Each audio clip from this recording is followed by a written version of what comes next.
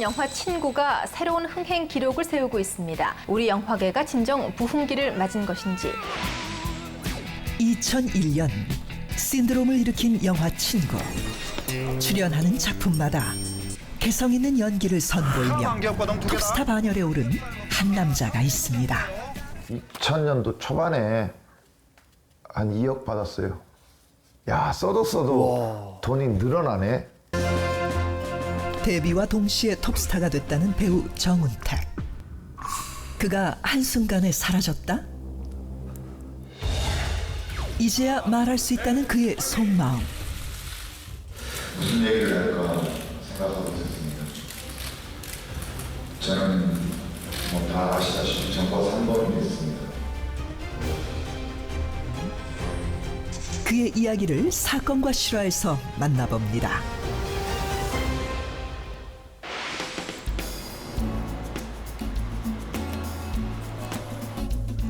흘러나오는 소리를 따라가 보니 무대 위에서 열연을 펼치는 두 사람이 반겨주는데요. 그리스도의 복바람이 저 멀리 바로 저 멀리 배는 매의 눈을 장착하고 배우들을 살피고 있는 이 남자. 오늘의 주인공 정운택 씨입니다. 그를 한순간에 스타로 만들어준 영화 친구. 곧이어 개봉한 영화들도 흥행하며 그는 충무로의 흥행 보증 수표로 자리 잡게 됐습니다. 뭐 그때 한 400대 1로 붙었어요, 제가. 400명을 봤었더라고요. 나를 시켜주면 잘할 수 있을 것 같다. 내가 하면 참 잘할 것 같은데 하여튼 두사불쳐도 좀 잘 됐어요. 워낙 또 캐릭터도 강했고. 스크린을 넘어 브라운관에서도 감초 역할을 톡톡히 해내며 입지를 넓혀간 배우 정운택. 제가요 할머니 처녀 쪽에 그 옆집 살던 삼돌이 놈인데요. 그 인기를 증명이라도 하듯 당시 각종 예능 프로는 물론 당대 인기의 척도라 불리는 주류 CF까지 섭렵했습니다.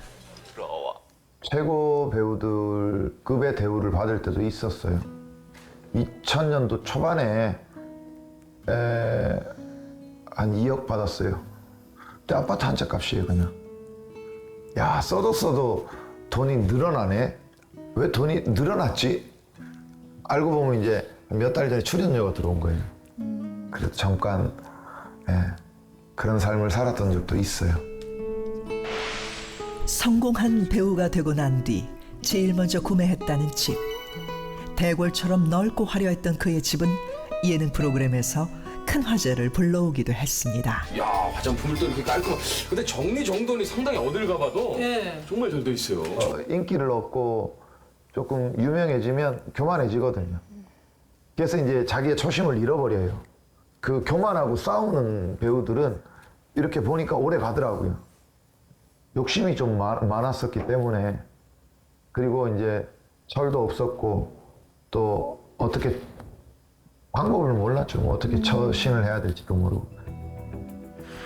원하는 배역이 나올 때까지 쏟아지던 대본을 거절한 정운택.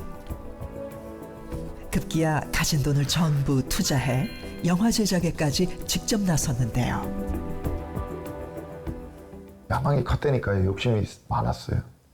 영화 제작을 했는데 그 영화 제작을 하고 제작비를 그 집을 담보로 맡기고 대출을 받았었어요. 아이고. 그걸 이제 못 갚아서 어떻게 보면 부도가 난 거죠.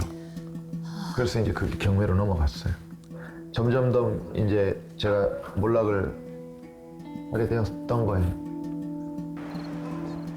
건방진 배우라는 소문이 돌며 그를 찾는 사람들은 없어졌고 결국 술에 의존하며 하루하루를 살아간 정운택 씨.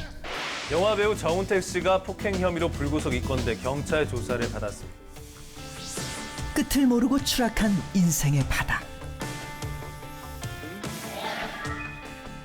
더 이상 내려갈 곳도 없을 거라 생각했지만 그에겐 결국 전과 3번 배우라는 낙인이 찍혔습니다.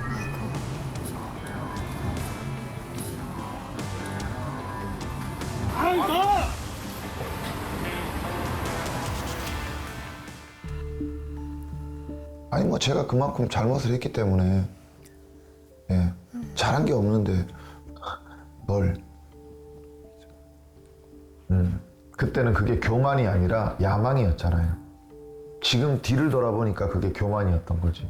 그래서 지금은 저로서는 아무것도 자랑할 게 없어요.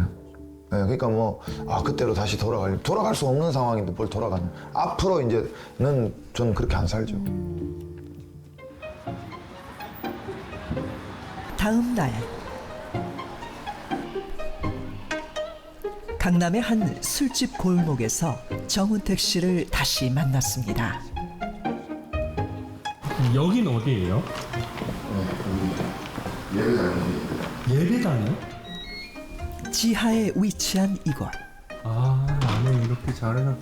강남 술집 골목 한 안무 연습실 그런 곳을 이제 주일날 빌려서 대여를 해서 여기 이제 선교회 분들 담당자 관계자분들한테 좀 주일날 좀 쓸 수가 있느냐 했더니 이제 이렇게 허락을 해줘가지고 여기를 쓰고 있어요. 매주 일요일이면 이곳에서 성도들에게 설교를 하고 있답니다. 근데 또 이제 영화랑 비슷한 것들도 있어요. 왜냐면 집중을 흐트리면 안 되고 계속 집중을 하고 그 인물로 살아야 되었던 그런 게 비슷해요.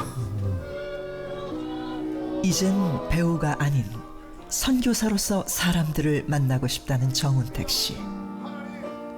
와서도 저분이 그 배우셨던 거를 모르고 오고서 한 3, 4주 지나고서 듣고서 거기 나와줬던 배우잖아 막 이래가지고 알게 됐어요.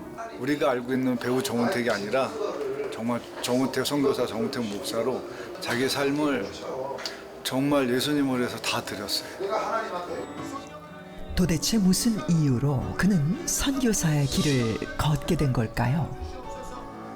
사람은 소망이 있어야 되잖아요. 꿈도 있어야 되고. 근데 이제 뭐 더 이상 저에게는 소망이나 꿈이 없어졌으니까. 그래서 표현을 하자면 죽음을 선택할 수밖에 없는 상황. 사실 그걸 겪어본 사람들은 다 알겠지만 숨을 쉴 수가 없어요. 그래서 이제 그런 계기가 하나님을 만나는 그 시간이 되어졌었습니다. 의존하던 술과 담배를 한순간에 끊고 한 사람에게라도 도움을 주고자 선교 활동을 시작했다는 정운택 씨. 이제 내 목적은 부와 명예가 아니라니까요. 늘 그렇게 저를 낮추고 겸손하게 살고 싶은 마음밖에 없어요. 많은 깨달음을 얻으셨네요. 선교사가 된 이후 더 바빠졌다는 그에겐 빼놓을 수 없는 일과가 있습니다. 구부리고 펴고 중요한 일과죠. 구부리고 펴고. 아이고 좀 쉬어야 되겠다. 아이고 좋다. 언제나 잘 타고 있지? 놀아주시는 거 아니었어요? 구부리고 펴고. 즐기시는 것 같은데요? 육아요? 네. 육아 힘들어. 늦깎이 아빠가 된 그를 지켜보는 한 여인. 낯이 익는데요. 어제 연극 가셨던 분이에요. 제 아내고요. 안녕하세요. 처음에는 이제 나이 차이가 10살 이상이 나니까 주변에서 이제 좀 걱정도 했지만 너무 듬직하고 의지가 되어질 때도 많고 그리고 또 어떤 부분은 오히려 더 저보다 더 어린 아이같이 느껴질 때도 있고 아들처럼. 연극 무대에서 선후배 사이로 만나 13살의 나이 차를 극복하고 100년 가약을 맺은 두 사람. 나만 바라보는 두 아이의 아빠이자 한 사람의 남편이 되었습니다. 내가 인생에 굴곡이 많잖아요. 그래서 내 인생에 결혼이라고 하는 그런 행복과 그런 축복은 없겠다 이런 마음의 결정을 내리고 사실 결혼 같은 거는 생각을 안 했었어요. 50대 늦깎이 아빠가 된 정운택 씨. 모든 걸 해줄 수는 없지만 이것만큼은 지켜주고 싶다는데요. 저 아이들의 기억에 또 마음에 최대한 이 기회가 될 때마다 아빠를 이렇게 심어주려고 해요. 왜냐면 저 아이들이 나중에 나로 인해서 상처를 안 받았으면 좋겠어요. 그에게 가족은 언제나 힘이 되는 삶의 원동력이랍니다. 차로 1시간을 달려 도착한 곳. 이곳에서 정운택 씨가 손꼽아 기다린 사람을 만나기로 했다는데요. 여기. 이 작은 소녀가 선교사가 된 그에게 처음으로 손을 내어준 사람입니다. 소연이를 기도를 좀 해줄 수 있냐고 전화가 왔었어요. 그렇게 이제 연락을 주고 받으면서 이제 정기적으로 제가 이렇게 한 번씩 소연이가 보고 싶을 때 찾아옵니다. 좋은 인연을 닿았네요. 태어날 때부터 소연이를 괴롭힌 파타우 증후군. 또래 아이들은 당연히 누리는 일상들이 소연이에겐 기적 같은 하루였습니다. 사실 오늘 만나기로 한 이곳도 소연이가 직접 고른 곳이라는데요. 소연이 뭐 좋아해요? 뭐 제일 좋아해요? 초밥 좋아해? 소연이가 초밥 엄청 좋아하나 봐요. 제가 그렇다고 이길 거 아니에요. 네?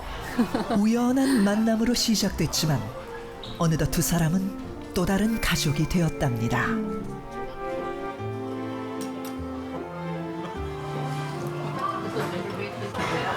그 말 한마디 한마디가 너무 고맙게 해주셔서 목사님한테는 더 이상 뭐라고 보답할 길이 없어요, 저는. 저 온다고 그러니까 소연이 만나러 온다고 그러니까 선물을 좀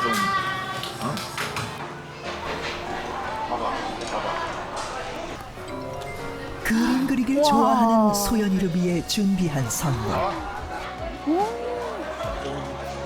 엄청난 선물을 준비하셨네요.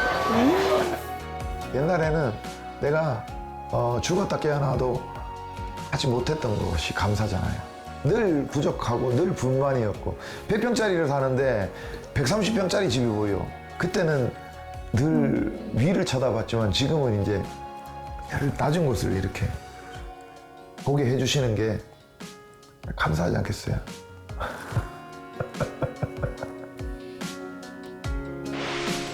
인생의 밑바닥에서 새로운 인생 일지를 써내려간 정운택 씨의 이야기였습니다.